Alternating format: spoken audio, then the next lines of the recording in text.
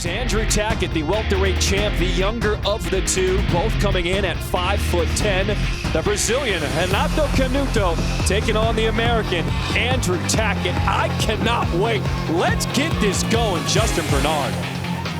Ladies and gentlemen, this is the main event set for 3 rounds, all for the UFC BJJ Welterweight Championship of the World.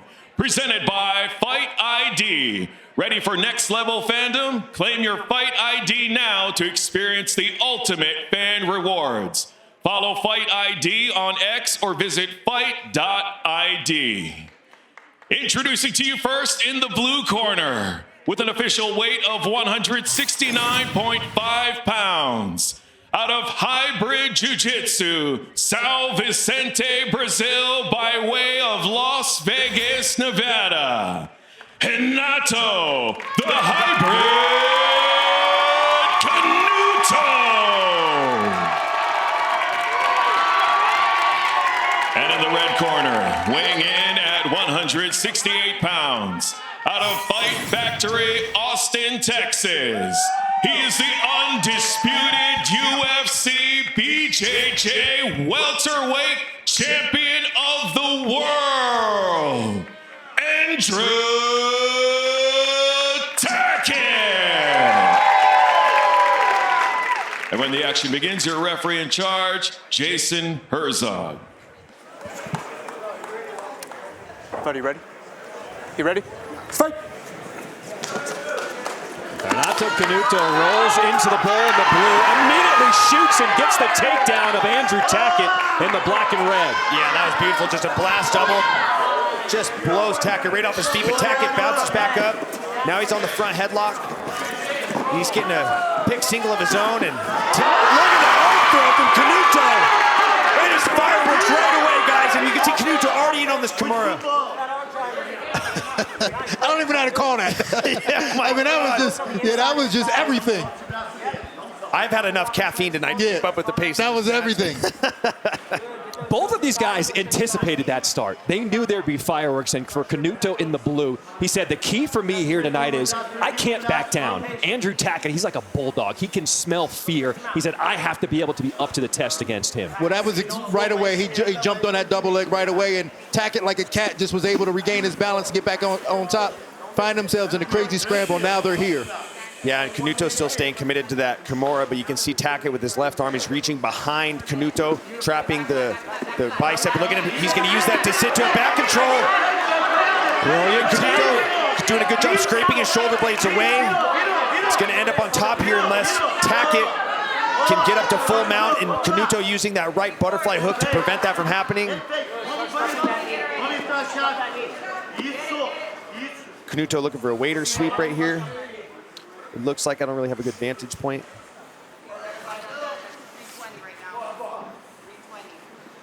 Andrew Tackett told us the only way Canuto wins this is if I overcommit to something. And he just gets shoved down to the mat.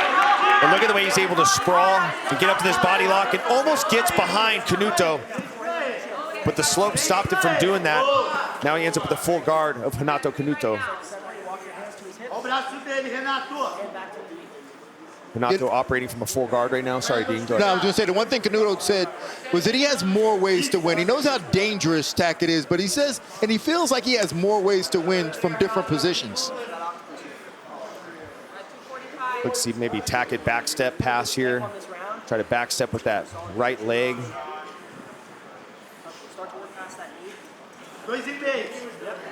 He might opt to maybe slide up into 3/4 mount. Tackett hooks the leg, backstep passes. Maybe working to get to a north-south position here. Just over halfway through this first round. Kind of feels like we're all just catching our breath at this point. Oh man, this is chaos. I love it. Sometimes you can jinx a match or a fight by saying this is going to be fireworks and it doesn't deliver. Perfect example, Derek Lewis. But there was no way this match was not going to unfold the way that it has been through the first 3 minutes of this first round. These guys are just going for broke, going for submissions, non-stop attacks. Both guys staying true to their word. Tackett maybe looking for an arm triangle here. Canuto sneaks out the back. Tackett gets to a body lock. Canuto hanging onto that whistler, spins and gets on top. Tackett's got a hold of the arm as Canuto spins out of it. Tackett looking for that triangle, trying to keep that high guard. Switches to an omoplata. The thing about Tackett is he's got an answer for everything.